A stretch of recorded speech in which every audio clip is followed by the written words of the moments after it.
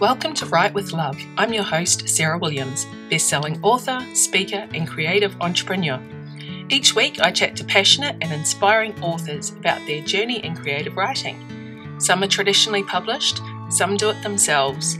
Everyone's journey is different, and everyone has something interesting to say. We all love love and love what we do. Today's show is brought to you by our amazing fans and supporters on Patreon. If you'd like to help support the show and get some awesome bonus episodes, go to patreon.com/Sarah Williams Author to learn more. Now here's today's show.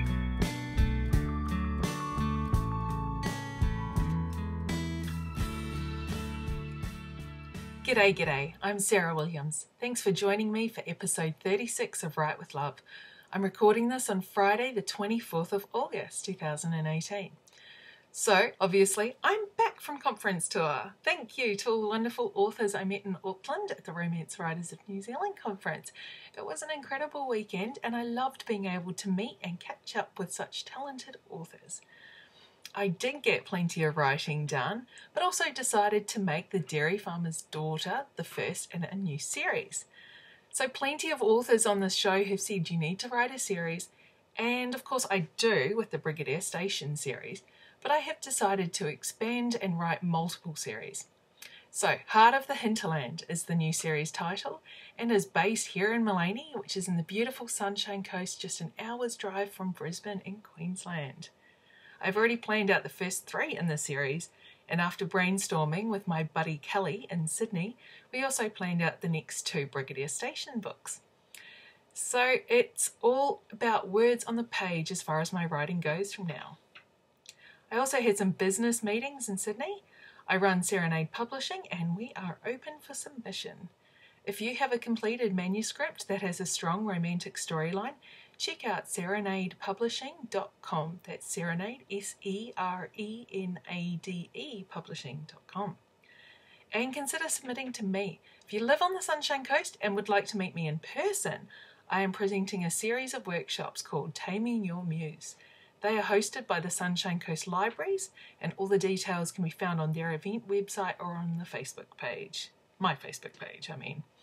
The workshops are free to attend, and you must register as they are almost fully booked. Go figure that. So a shout out to my good friend Leanna Morgan, who I chatted to on episode 12. Her latest book, called Falling for You, is now available. It is book number 1 in the Sapphire Bay series, and it looks awesome. And if you are an author who would like a shout out, contact me or become a patron at www.patreon.com/Sarah Williams Author. From August 28th to 31st, which is this week you are listening to, my latest novel, The Sky Over Brigadier Station, will be a BookBub featured deal. Yay! These are super hard to get, so I'm thrilled. That means that during those days, 28th to the 31st of August, it will be priced at only 99 cents. So please, if you haven't already bought it, I would love your support and don't forget to leave a review. Next week, Maisie Yates is on the show. It's another live chat from Sydney. Another amazing woman who started writing in her early 20s and is traditionally published with Harlequin. Now, for the moment you have all been waiting for, Bella, Andre, and I sat down and talked for over an hour about her journey and her books while I was in Auckland. I fangirled big time as she is huge success and I learnt a lot from her. Here's her bio and why you should keep listening. Having sold more than 7 million books, Bella Andre's novels have been #1 bestsellers around the world and have appeared on the New York Times and USA Today bestseller lists 65 times. She has been the #1 ranked author at Amazon on a top 10 list that included Nora Roberts, J.K. Rowling, James Patterson, and Stephen King. Oh my god. Apple iBooks named her one of the best-selling authors of all time. She's known for sensual, empowered stories enveloped in heady romance. Her books have been translated into 10 languages and are on audiobooks. Are you ready? Get comfy because this is a long but inspiring chat. So thanks for joining me today. Here's the interview.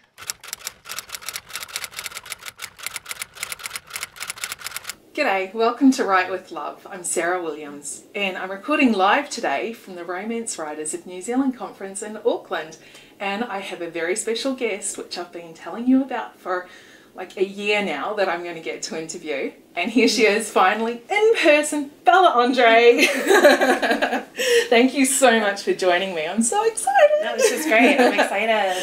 So this is going to be an absolutely fantastic weekend, and you've been out travelling from America, so a few weeks down under so far? Yes, so we were in Australia and we kind of bopped around. I actually have family in Sydney, so we spent some time with them and went into the Outback, which was super exciting. As a Californian, so I sent an email to pretty much everybody I know that started with "Hello from the Outback." So that was cool.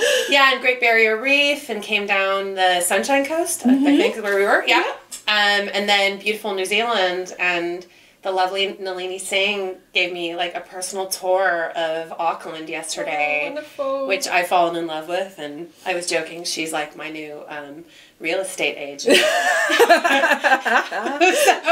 sold!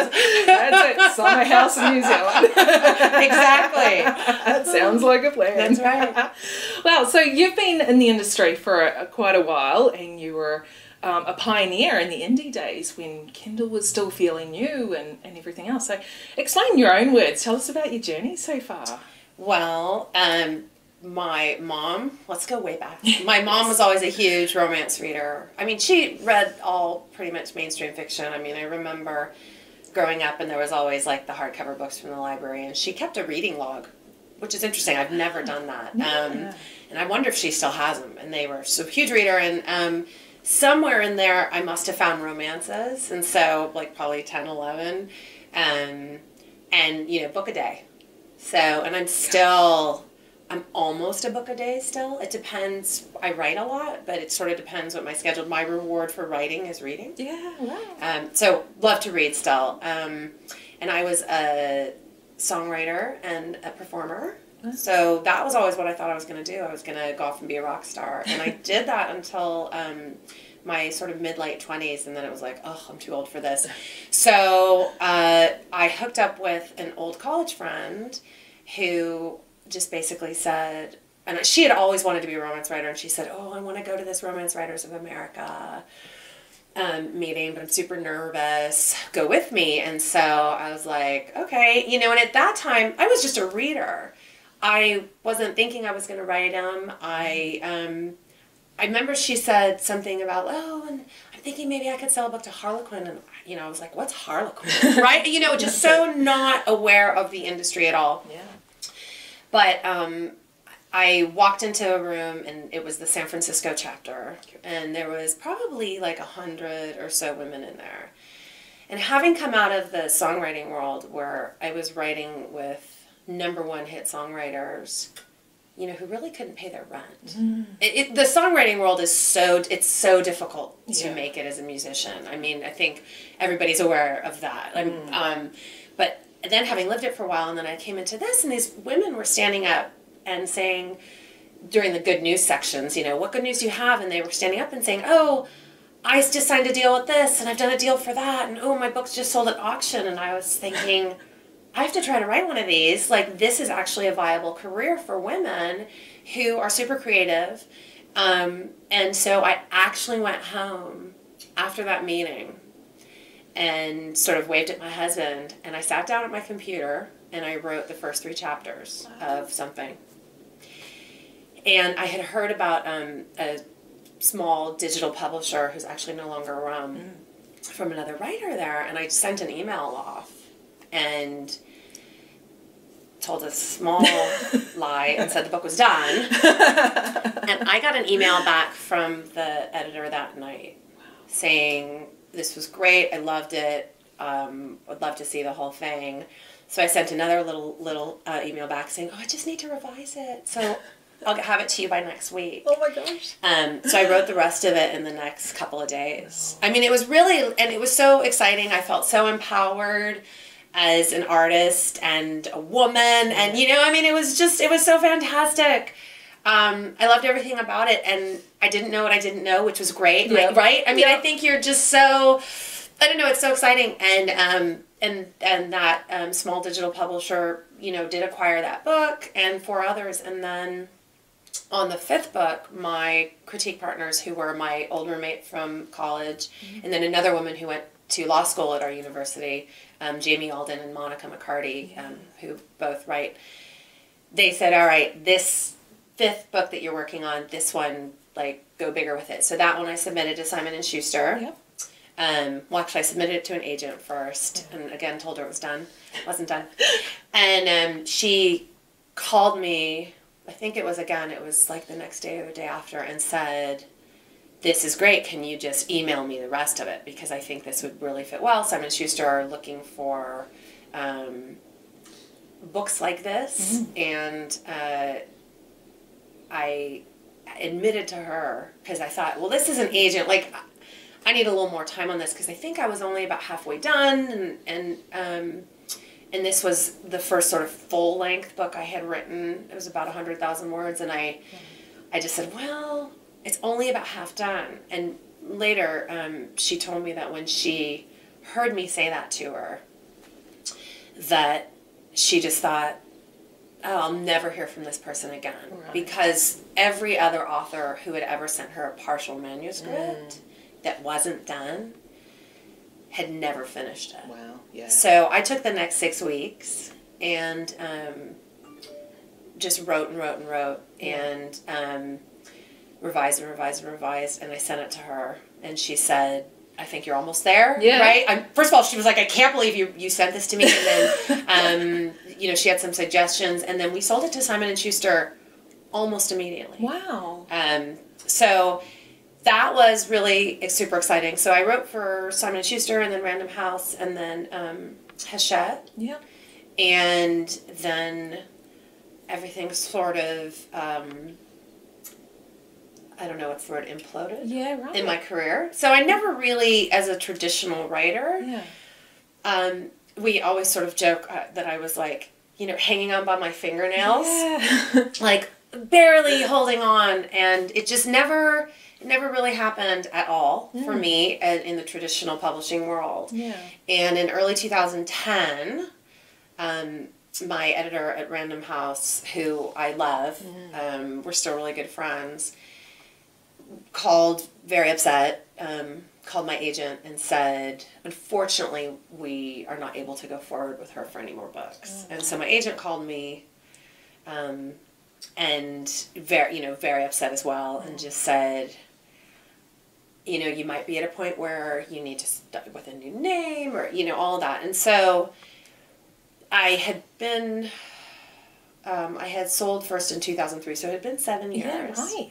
And, the Random House, when I initially worked with Random House, it was sort of, I'd sold at auction, and it was supposed to be sort of a big breakout thing, and it didn't happen. Right. So I am usually pretty, like, bouncy, like, oh, it's okay. And that kind of, like, leveled me for a while. And it was right around, probably, I'm thinking might have been February, my friend Monica McCarty. Yeah. We were on the phone, and she said, well, you have a Kindle, right? And she had a Kindle. And Kindles, I think, had only been around since maybe late 2008, 2009.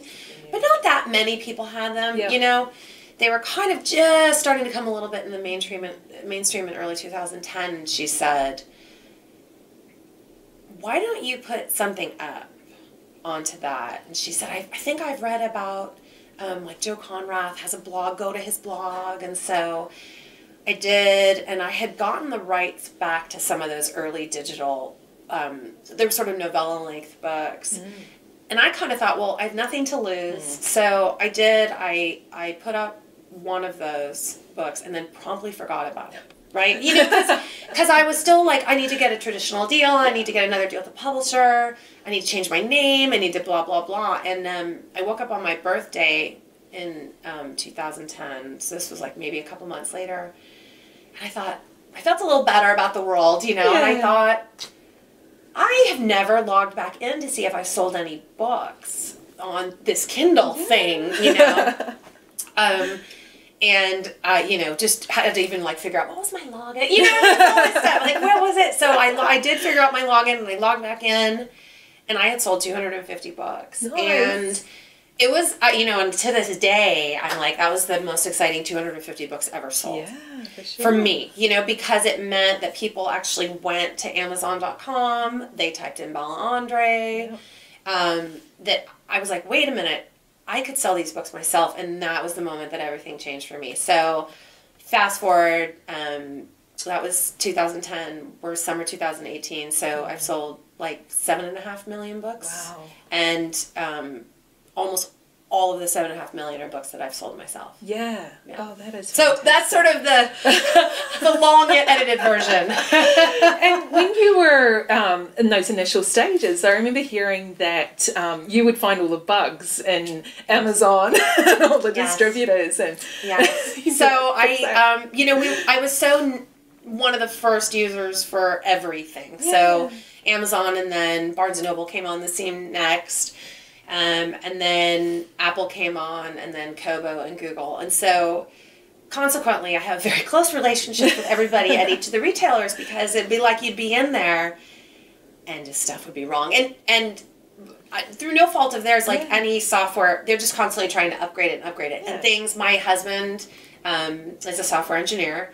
And stuff breaks whenever you update code, something else breaks somewhere, and you don't know what happens until someone says, "Oh, that's not working anymore." Yeah. So, and there were no author services. None of the industry that exists now to support independent writers existed. Yeah. So, like I often say, me and my fellow indie authors who were doing that, we were making fire with sticks. Yeah. And we were in the trenches, and just kind of trying to figure out as we went along. And I remember, I think I spent an entire month on one of those early years. It might have been 2010. I had asked my husband to give me sort of the text to some of the bedtime stories that he was telling the kids, because they were so good, and I got them copy edited and illustrated, but trying to put together an illustrated children's book file, it was actually undoable in 2010. And so I spent a month trying to get it to work and talking to everybody, and we just, I think I got something up, but it was as good as I could get it, and it was terrible. Yeah. Right? And so there was a lot of frustrations, but at the same time, I liken it to the Wild Wild West, where it literally was anything was possible, and endless possibilities, and it was really sort of just as far as your imagination could take you with regards to, how do I want to do this writing and publishing thing? Yeah. And having come out of the traditional world in which I felt like I was always fighting a battle I couldn't win. Yeah. Being able to say, no, I know what my branding should look like. I know who Bella Andre readers are. It's up to me now to go get them and find them and show them my work so that they can decide whether they like it or not. Yeah. And so that was just really, again, I have found the whole thing to be really empowering, from writing whatever I want, right, to running my business how I want, to working with the people that I want to work with. So it's just, the whole thing has been fantastic. Yeah. Oh, I'm getting goosebumps. This is great. I love that. But, of course, you did get a print, let me make sure I get this right. So, with Harlequin Mirror, a print-only deal, which was groundbreaking, 7 figures. Yes. Right? How did that, they obviously would have approached you? And It was really exciting. So, in 2013... So I write a series about a family called the Sullivans. Yeah, Love the Sullivans. My beloved Sullivans, and they're real. So they're not fictional characters; they're real people. I had the great fortune of, I think it was the week of the RWA conference in 2013. I think it was like last week of July 2013. 3 of my books, 3 of my Sullivans hit the New York Times bestseller list, and 3 of my books hit the USA, different ones, hit the USA bestseller list on the same week. Oh my gosh. So I had 6 Sullivans which were all 6. Yeah. So I only had 6 at the time, and I have 18 now. Yeah. Actually 20 if you count the novellas, or 21. So I had 6 books on the bestsellers, and it was funny because I was on the plane there I was in upstate New York at the time, and I'm trying to think, you think I'd remember where the conference was. I can't remember where the conference was. On the plane there, and I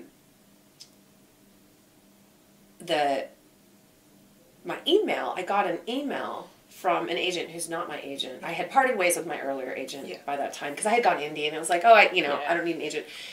And I knew that the books were on the USA Today in the airport before I got on the plane. It was like, that's exciting. And I don't think I had ever had anything on the New York Times at that point. And I'm on the plane, and we land. So I turn my internet back on. And I was sitting next to a woman who was super serious. Right? We did not speak on the plane, okay? Super serious. And my email, and I hit my inbox, and there was an email from a very, very prominent agent who's not my agent saying congratulations. And I was like, why is this agent who I don't work with, but who I know is like big stuff, congratulating me?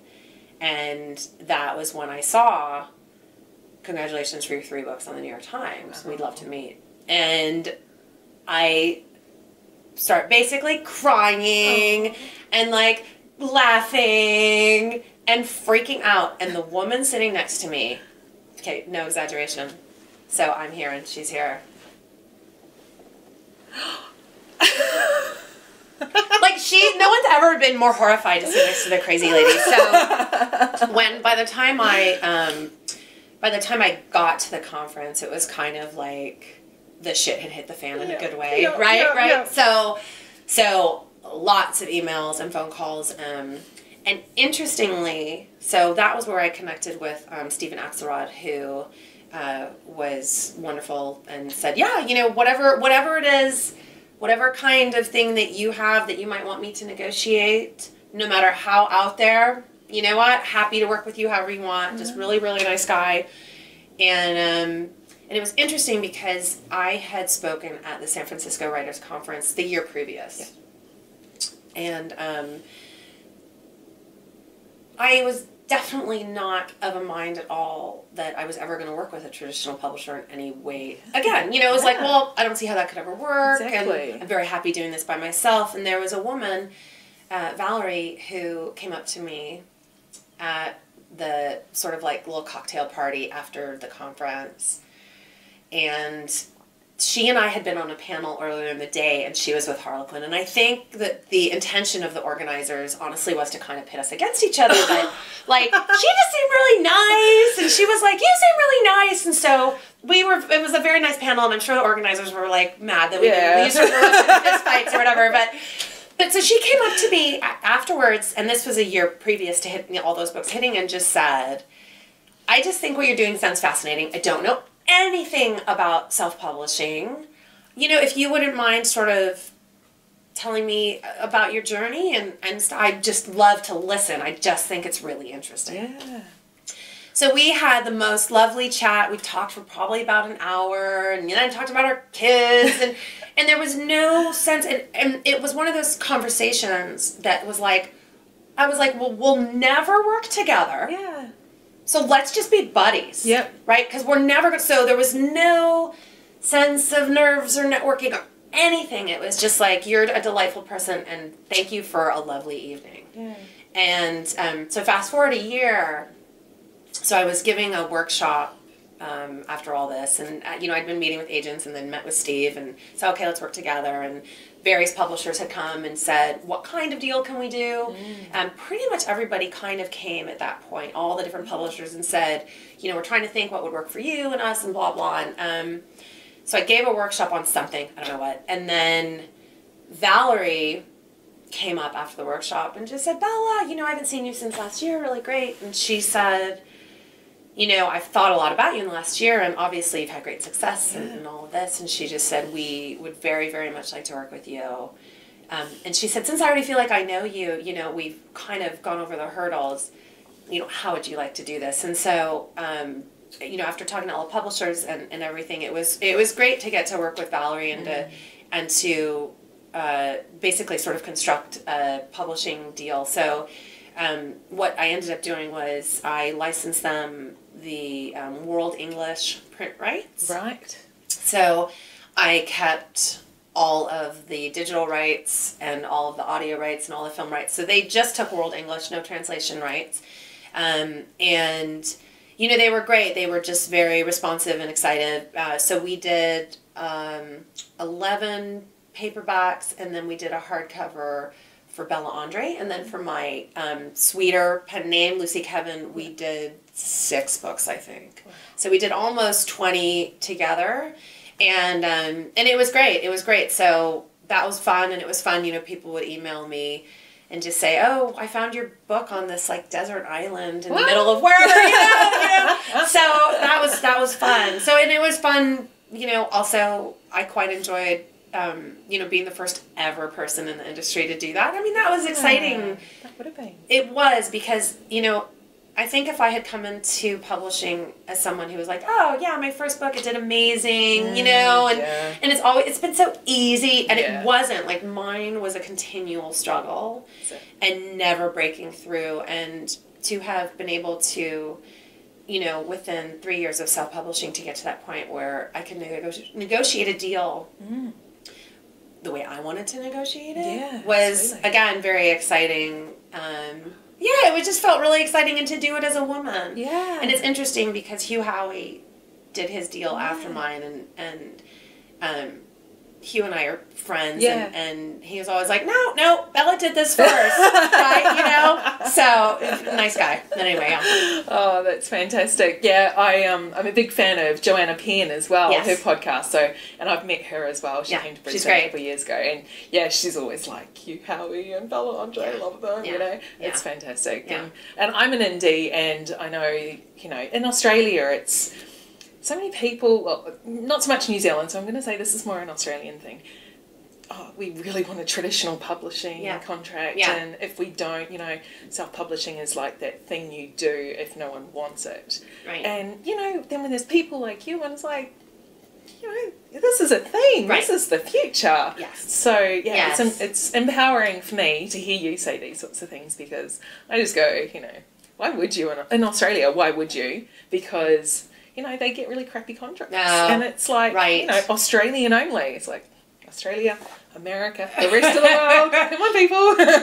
Right. You know, and I mean, even looking at, like, if you look at my reviews for my traditional books, and you look at the reviews for my indie published books, where, loved all my editors. I've had great editors, but for me, I think when I was writing for traditional publisher, it was definitely a sense of, well, I know what they're looking for. You kind of know what they want. And as an indie writer...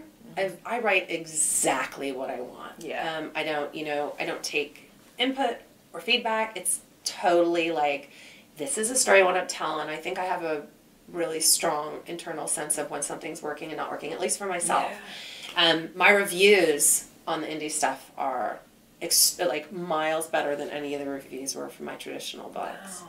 So I think there's, you know, you can even just sort of see, and I am definitely not the only author who's gone from traditional to indie who you'll see that on. Yeah, for sure. And I know there are lots of people now getting their rights back and putting them up, and you know, rebranding and all that sort of thing. Well, and rewriting, and I actually did that last year. I got a couple of books back, and I was like, okay, you know, I have to rewrite these, of course, and I have to see what were these books that I wrote in 2002. Yeah. Oh my God. You know, I mean, it was the one that I thought was going to be difficult to rewrite actually wasn't that hard. It was the other one that I got to nearly broke me. I mean, it was like sort of the rewriting of it, because I was like, no, what happened here in 2002? What happened? No. And it was so interesting. My copy editor is a brilliant writer herself, and she actually she has a master's and she teaches writing. She's getting her PhD, but anyway, she teaches writing, and she said she could base an entire revision course around what I did to that book. Because she knew it from before, And I had her read it actually before I even did the revision. And when she was like, oh my God, you completely, she's basically like, you took everything that was wrong and you fixed it without really changing the framework of the book. Because I was like, I can't change the framework of the book. And it was so, I think that when I don't talk about writing that much, but what I do find is that sometimes there's gift books and sometimes there's easy projects, but not that I like the difficult projects. I'm not saying I want more of those, but that you definitely are flexing your muscles and kind of growing bigger muscles, I think, when you're going in and doing a project like that and saying, I have to keep the framework of the story, but I have to fix it. Yeah. And what's interesting is, I think that might be, the fix of it might be my best reviewed book ever. Wow. Yeah, so it's really interesting to kind of go and look at it and see, oh, no, readers totally... They didn't, they didn't know that I fixed it, but they obviously got what the end result was. Yeah. And it moved them in the way that I was hoping that it would. Oh, fantastic. Oh, wow. So you were saying you've got your print rights back. You're bringing those all back now. Well, they will start reverting. Yeah, over the next few years. So, yeah. So are you still printing, are you still doing paperbacks as well as the ebooks? Yes. So your paperbacks, your ebooks, your audio, all of your books now on audio? I think everything's on audio. Yeah. Yes. Fantastic. 50 plus on audio. Yeah, wow. Yeah. And I did notice with Audible's romance package that you've got some in there. I do. Not all of them. But no, I think I have 2 Sullivans, 2 Mavericks, and 2 Lucy Kevins, I think. Yeah. Excellent. So, yeah, that's a great little package. And, well, it is certainly a great package for listeners. Right? And, and we'll see kind of how it goes for Audible. I mean, I always think it's good, and this is what I told them when they called me before they launched the package and said, would you like to put a few things in and give it a whirl? And what I told them then and what I tell everybody who ever calls me, like, I have an idea, is I'm always excited about new ideas and I'm always excited about experimenting. Mm-hmm. So let's give this a whirl and see how it goes. That's it. So I always try to stay positive on things and I have high hopes, so I hope it'll go well. Yeah. That's it. I know, I definitely, I joined it when I got my 2 months free or something. Right. I didn't renew because I binged everything. Oh, so you're good. You're like, out. And it was great because, I still was reading a lot of Australian, New Zealand authors. Yes. And, there's really no Australian or New Zealand authors in the romance package. Right. And that's because it's hard for us. Right, sure, to do the audio So, not that I'm sure we'd all love to do audio. Right. But at this point, being August 2018, we can't get into ACX. So right. It's not as easy. But I was introduced to Lauren Blakely, yourself, Melissa Foster, Maisie Yates, all these sorts of people. Yeah. So, and of course now I'm buying their audio. So, still gain for them. They've still got me. And I'm talking about them, so, they're gaining others.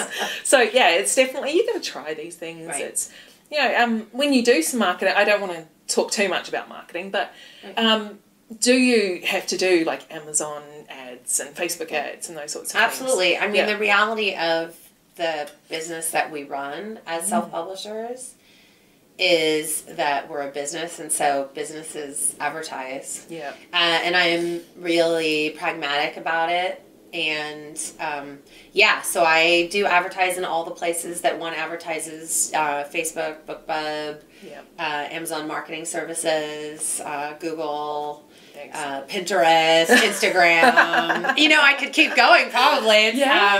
So absolutely, and I have a marketing budget, and you'll see often during a launch, you'll see my new release will be the home screen on your Kindle. Yeah. So everything, and I like to try everything once, and then I actually have a degree in economics from Stanford. Wow. And I'm sort of a math brain, which is funny. For a writer. I'm actually a math geek. Gosh. So I really crunch numbers, and I'm very interested on my return on investment. Yes. So I'm constantly looking at it and constantly working with, I work with upwards of 20 contractors around the world in various capacities, depending on what I'm doing in my business and what I need their help with. And they're all amazing, and I love everybody I work with. They're so fantastic.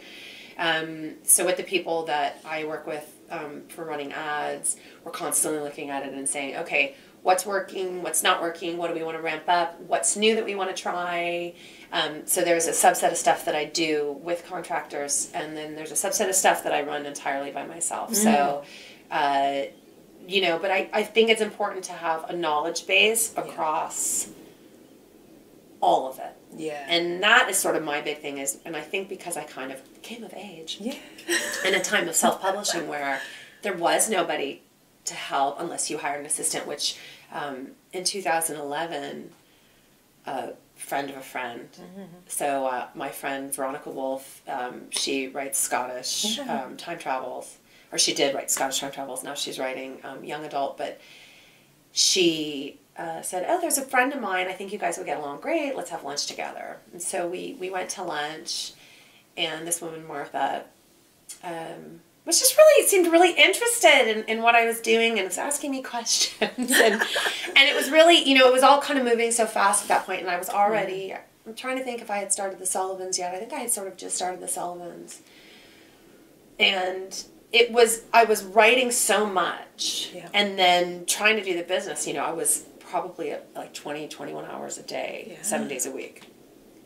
And not terribly organized at the time because I was just like, well, I just have more work to do, and then here's ideas, and I would write just down, oh, that looks interesting on these Post-it notes. I had these Post-it notes, like pretty much stacks of them everywhere in folders and whatever, and my laptop was a mess of files I could never find. So, but I was, you know, you're doing your best, and you're in there, and you're going as fast as you can, and you're running a startup by yourself, basically. And so I had lunch with them, and Martha sent me an email that afternoon.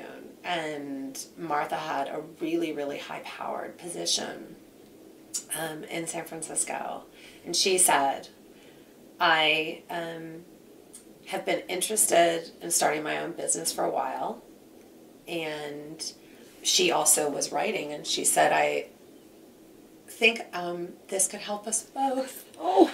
Yeah, and I was like, oh, she's so right. She said, what if I came and worked on a contract basis with you?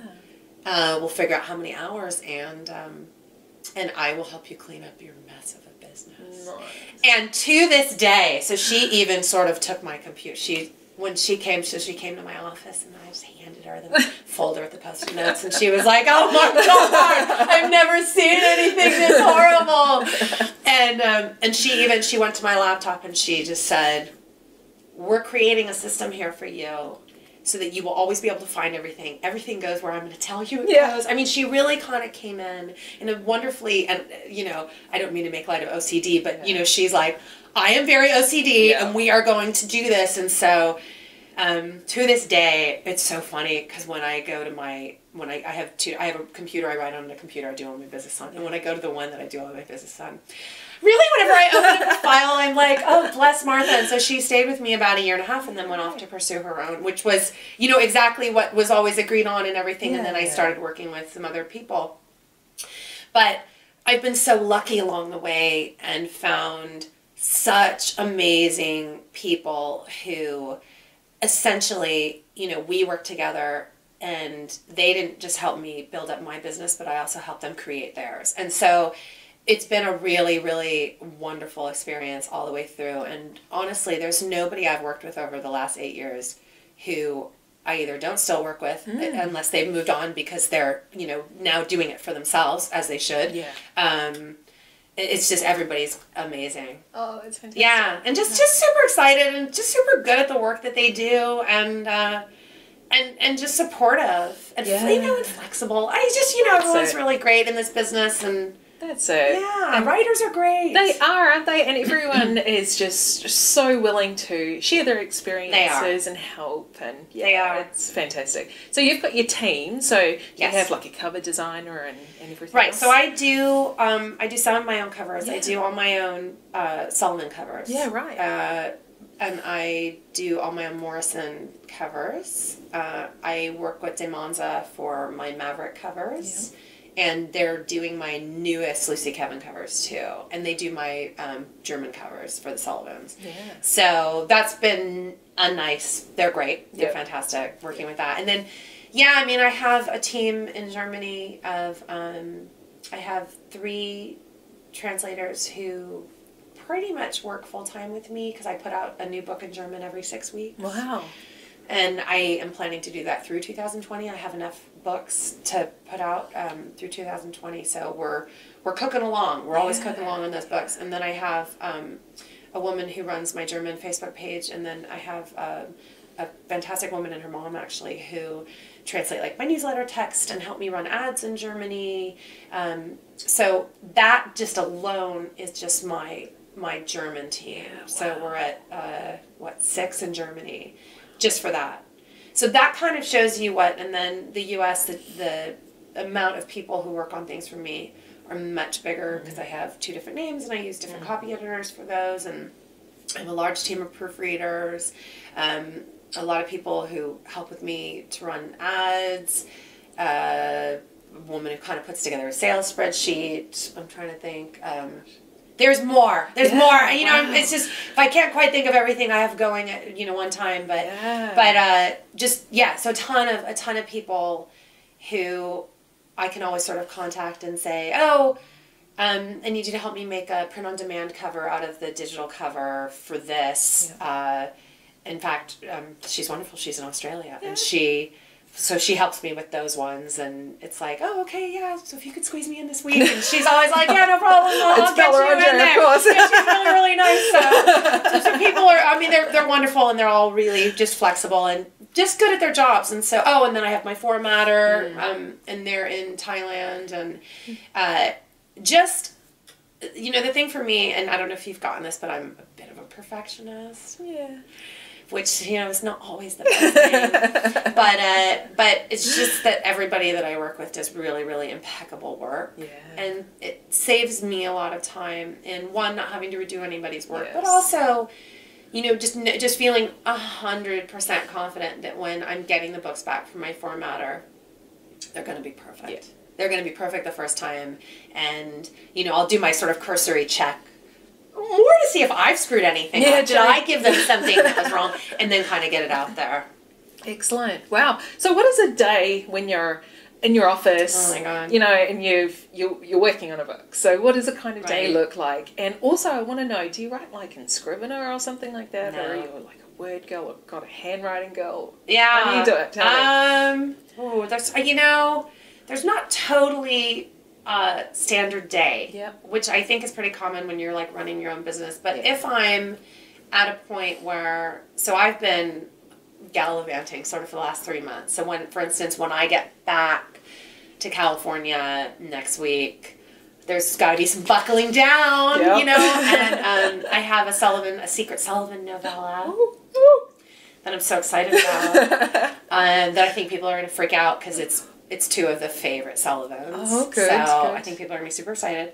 I'm super excited. So I basically have a month before I head off to Europe again. So I'm like, okay, I have to get this done. So my day will pretty much look like I'm very active, and my husband and I kind of go out and we walk and we swim and play pickleball and all that in the morning. So pretty much after lunch, I'll go with the laptop and the headphones in. And at that point, husband and children know, do not bother her. Yep. Right? Yep. You have no reason to bother her. And I'll get in there, and I work on actually I do for the last year, use a Pomodoro technique. Yeah, excellent. I love that. So I can't think of what the app, I'd have to look on my phone, but basically, depending on how crunched, if I really need to get a ton of words in fast, I go in 45-minute chunks, so I'll go 45 on, and then I'll do 15 off. Yeah. If I have a little bit more time in the schedule, so maybe in the 45 minutes when I get back, but I'll go 25 on and then 10 off. Yeah. And what I found strangely works for me about it is, you've got that little timer next to you, and then say you've got say you're going for 25 on, and you can't do anything but write for 25 minutes. You can't check email. You can't talk to anybody. Nobody better bother me. All that, right? The dog shouldn't even come over. So that, and then when I see that timer, because sometimes you're like at the beginning of your new like little Pomodoro session, and it's like, okay, well, where was I? Yeah. And what am I trying to say in this scene? Because I'm not really a plotter. I just sort of write very instinctually. So then I'm like, what was I trying to write? And then sort of by the time I'm like, okay, this is what I'm trying to get at, and I think I kind of know where my hero is, and this is what I'm like. How am I only at 18 minutes? Right? I'm like looking at my phone, going, oh my god. So the panic of only having 18 minutes until I have to get up and walk around, because that's sort of the whole premise of this, right? Is you get up, you work really hard in these bursts, and then you get up and you sort of clear your head, and I'm like, eh. So then it's going.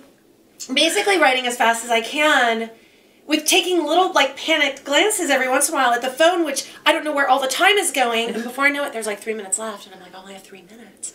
No one's ever written that much in the last 3 minutes of their entire life, right? I mean, it is like everything comes in those last 3 minutes, and by the ding, and it's sort of like you've just sprinted through, and the sweat from the brow. And I can usually get out, like, on average, about 650 words in that 25-minute burst. Yeah. And so, like, if I need to do about 4,000 words, how many of those do I have to do? About 6.5. Is that about right? So, so I kind of know where I am, and on a good day of writing, like where I actually know what I'm doing, it's all working. I can be done in like 4 of those little 25-minute things. On a bad day, I'm looking at 8 or 9. And it just kind of depends, but very focused. I'm a very, very, very focused worker. Excellent. I'm a very, very focused writer. And the truth is that while if you like look me up online, you only ever see me talk about business. The writing is the thing that gets me up in the day and keeps me sane. I love to write. And that is my fallback at all times, is writing. And so the reason why I don't the reason why I don't talk about writing is because for me it's a magical process. I don't do writing classes. I don't read books about writing. I don't go out and try to understand the craft. I just want to feel what I'm writing, and so it's totally, there's a complete split in me between the like weeping over the keyboard, right? It's 100%. I'm like the artist off there weeping over the keyboard and feeling it, and again, they're all real. They're all real. So just so you know, they're all real. And then when that's done, it's sort of like, all right, dry your tears, and put your business hat on. And get to work. That's it. Yeah. Oh, I love it. That's fantastic. So how long does it really take you to write a book? Like, not just a novella, but a book? Yeah. I give myself on the schedule, I give myself more time now. I wrote a few books where I had to write at a 5,000 word a day clip 7 days a week. And after I did 4 or 5 of those, I was like, never again. Until the last book where it all went horribly wrong somewhere, and I had to throw out 200 pages. Oh my god! No, it was so bad. It was so bad that, again, my friend Monica, I do have other friends, but I hit the 200-page mark, and I was kind of, because again, I'm not a plotter, so I was like, just like going along, I'll figure this out when I get to the end, because I definitely I write a draft, and then I'm like, oh, that's my book. And then I rewrite about 100 times, to the point where all my writing friends are like, you're psycho. And you need to let the book go earlier. I'm like, no, I can't let it go until it's perfect. So, again, little perfectionist issues, but I hit 200 pages on it, and I was cooking along right in line with my schedule, and I had to keep my schedule because we were heading into this summer where I knew I was going to be off with the kids and the husband, and no writing gets done, and the book was coming out in July. And I actually came out of my office and just went, oh my God. And my daughter was sitting there, and my husband and I just talking to myself, I can't believe I have to throw it all away. And my daughter kind of looked up and was like, what? You have to throw your book away? And I said, oh yeah, it's not working. She's like, surely that can't be true, right? I was like, it's true, it's true. Anyway, my friend Monica had the misfortune of sending me a text about something in that moment. And I just totally ignored whatever her text was and just was like, I have to, you know. And she wrote me back and said, I'm having a panic attack for you. And tell me what your entire plot is right now over text, and I'm going to help you figure this out. And she's, you know, she was so great. And it was funny because my husband, who is so awesome, but has had now like 14 years of me being like, I'm stuck on my thing and I can't figure it out. Let's talk about my book forever, you know? So it has the tendency like to glaze over a little when it comes to me and my like book issues.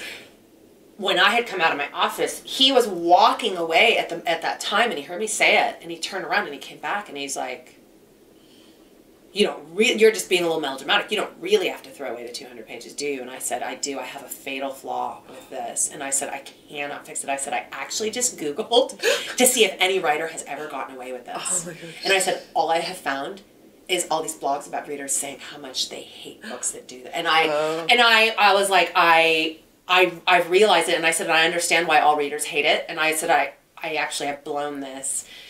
And it will never work. I said, I can never make it work. I've tried to figure it out, and I realized I can't do it. So, between my husband and Monica, for 2 days, the two of them kind of just came to me, what about this? What about that? Wow. What about this? What about that? And, you know, when you're in sort of it's funny, I'm talking a lot about writing today. I don't know if I'm talking about it, but when you're in that kind of place, I think, where you're just like, so... no, it'll never work. No. And so I spent a lot of the 2 days, not all of it, but a lot of it just sort of saying to both of them, like, no. And then finally, things were getting in. And I was headed to London and I was on the plane scribbling madly and I was in the tube scribbling, you know, I had my notebook. And again, not much of a plotter, but I was like, I have a very limited amount of time now to write the 18th book in the series, the last one of the New York Sullivans. It's the hero everybody's been waiting for. Yeah.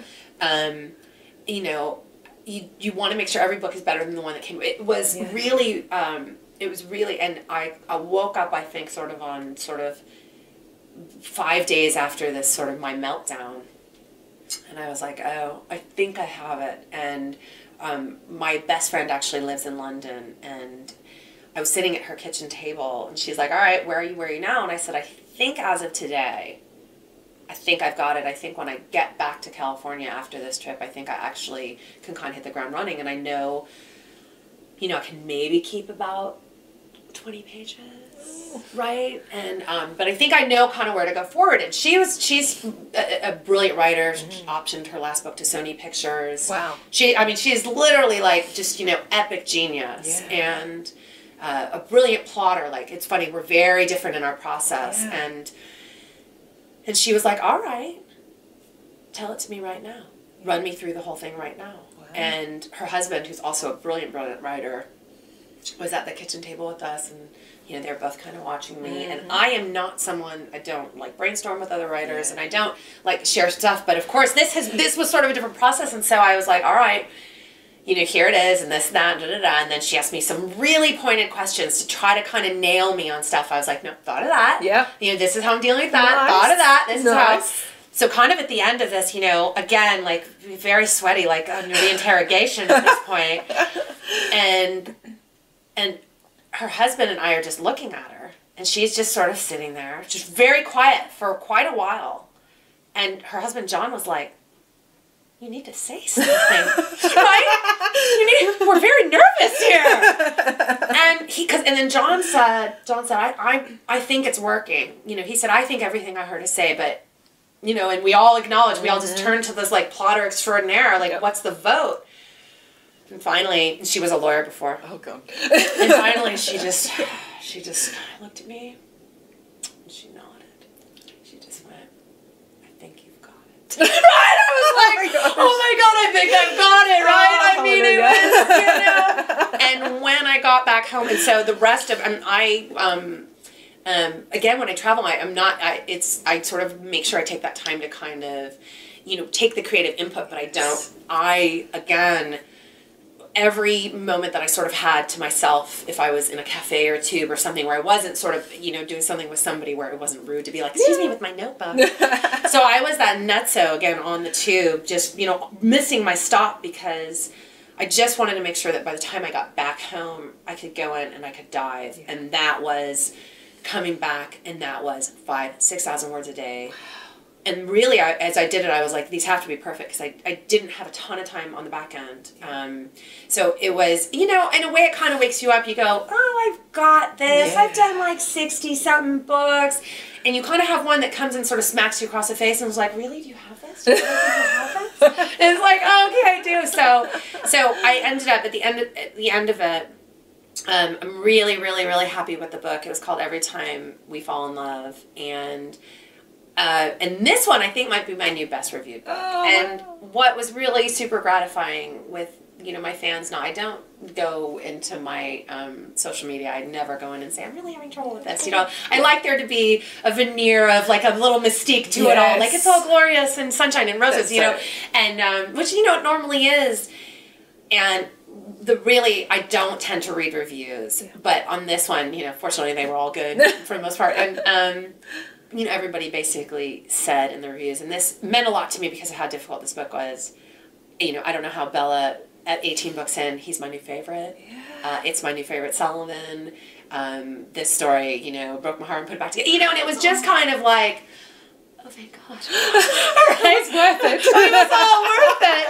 The struggle, and it was funny. I was talking to a woman in Australia, and kind of this thing, and she was like, well, you didn't have cancer. And I was like, I know, right? Exactly. Like, she was like, let's put it all in perspective. And it was like, yes, but for my work, this is my struggle and all that. So. Oh my gosh. So, of course, everyone's going to want to rush out and buy that one. Yes. So, which you're going to love. So, you do have a bunch of different series going, obviously. So, if a reader is watching this and, of course, now want to go out and read everything, where should they start? So, you start with the Sullivans. You start with The Look of Love. Yeah. Chase and Chloe. And that was the book that really, I think, started sort of my writing life for real in a way. So, The Look of Love is where you start. I also have a really popular series that I introduced a few years after the Sullivans called The Maverick Billionaires. Right. And Sullivan fans have sort of wildly embraced the Maverick Billionaires. And so the first Maverick Billionaire is Breathless in Love. Yep. And I co-write that series with one of my favorite writers, Jennifer Scully. So also a friend of mine from San Francisco. Love her. And so we have a great time. And those books are, I think they're very similar to Sullivan's, but because I think Jennifer has always just a slightly offbeat way of looking at the world, which I really like. Yeah. So that's really, really fun. And then I have a series about the Morrisons, who I kind of joke are like my Schmullivans. Right? So they're a family, and they're sort of loosely linked to the Sullivans, and the Mavericks are loosely linked. And then I also write books as Lucy Kevin, and I actually have a Married in Malibu book that's coming out. It's called The Barefoot Wedding, and that one comes out on September 12th. Ooh. So, but then the latest Sullivan came out in July, and that was Every Time We Fall in Love. And for all of my books, they're all standalones, and you can start anywhere. And I think a lot of when people find me, that's great if they started the first book in the series, but a lot of people find me in whatever the new book is. Yeah. And what I find to be true, and through the reader email I get and on Facebook, is people generally say to me, well, I found, say, Every Time We Fall in Love in July. And I was like, oh my God, I love this. Who are these Sullivans? Yeah. And then I went and read all of the other 17 in a week. Yeah, yep. Right? So, I think we're like binge watchers, binge readers. And like for me, if I find a new author, and I'm like, oh, they have a big series. It's like Christmas and my birthday and everything all came together in one. Right. And then when you finish the series, it's like the worst. I mean, it's hashtag series hole, right? Like hashtag author hole, you know, like I'm so lost when I finish a series and so devastated. Like now what will I read? So you're not finishing the Sullivans or anything? Oh no, no, so they're going to keep going. I just finished so I've done the San Francisco Sullivans. There were 8 of those. There was 5 Seattle Sullivans, 4 New York Sullivans. The first of the 7 main Sullivans will come out in the spring of next year, so early next year, and I have a whole secret branch of the Sullivans that I'm also hoping to concurrently work on. Ooh. A little European branch. Oh, yes. Yeah, very excited. And then you're going to have to do the Australian. And then I'm absolutely going to do the Australian, New Zealand Sullivans. No question. And it's funny because, so I have family in Sydney, and but I had never been to Australia before. Wow. I don't know what that was dumb. But anyway, so now I fixed that. But, and went, and it's pretty much, no exaggeration, as soon as we landed in the airport, I was like, I'm totally setting a branch of the Sullivans in Australia. Yeah. I mean, it was just so obvious to me. So I think I know what I do, and it's a very subconscious thing. I did this in Maine. I have been to Maine several times years back, and this was before I had ever started writing the Sullivans. And when I am writing a series set in an area, so they're set in Bar Harbor, but they're kind of going to be all throughout Maine, I'm kind of accessing these like mental snapshots that I've taken of the places that I've been, even if it was a while ago, and playing in those. And so I was actually a little bit more aware, because literally as soon as I got in the airport, I was like, okay, I'm setting a branch here. The whole time that I've been traveling through Australia and now New Zealand, and I'm going to have to come back to New Zealand because I'm really only able to be in Auckland and parts of the North Island, so I'll have to go to the South Island on another trip. Yeah. But definitely doing the snapshots, because I'm already like, oh, and then when the Sullivans go to Ayers Rock, you know, it's like when they're in the outback. Yeah. Right? So it's you know, I don't exactly know what story I'm going to tell, but I already know the locations, and like we were joking before joking but not joking, before we started filming, that as a California girl, you know, that coming in and going out on the beach, up in the Great Barrier Reef, and going out and walking into watch out for the saltwater crocodiles. You know, it's quite alarming as a Californian. And, you know, I can already see, you know, I'll have like the local Australian, you know, Sullivan, but then the American, you know, comes in and is like, well, what if there's crocodiles? You know? So you can kind of, like, I'm already kind of painting the pictures in my head of some of what these books are going to be, and that's really, really fun. So as far as I can see at this point, I mean, I'm already, there'll be 7 main. So that's, what's 18 plus 7? What is that? It's 25, right? And then my secret European ones, at least one branch of the secret European, there's 5. So that's 30. And then we'll have, like, you know, we'll have to have a bunch through Australia and New Zealand, right? So, I mean, I foresee the Sullivans going at least out 35, 40, but I intend to write them forever, you know, unless something crazy happens. But, I love them. Yeah, because there's really no limit. I mean, no. Yeah. And they're all totally distinct books. Absolutely. Because the hero and heroine are always different people. That's it. Right? That's it. And so they're all kind of related. They are related. Yeah. Either they're sibling relationships, or they're cousins, or they're, as in the case will be with the Australian and European ones, they're second cousins, so related through grandparents. Excellent. Right. Yeah. So everybody has a tie somewhere. That's it. Yeah. That's it. Oh, I love it. And when you were saying the outback, you know, the guy and everything, I'm just thinking, can you see it? Yes, you can totally see it. This is kind of like a Crocodile Dundee thing too. Totally is. Like he can be perving on her, going and washing her face, and the croc comes out. Totally. I mean, perving on her in the best kind of way. In the best kind of very loving Sullivan way. But of course, ripping off his shirt. Yeah, no, can you totally see it? Love it. I know, right? Like, I'm super excited. I need to write these now. That's so cool. Yeah, so excited. Oh, that is absolutely fantastic. Well, do you have any advice to anyone who's not a published author yet? Any advice to, you know, pursue? I mean, well, just sit down and write.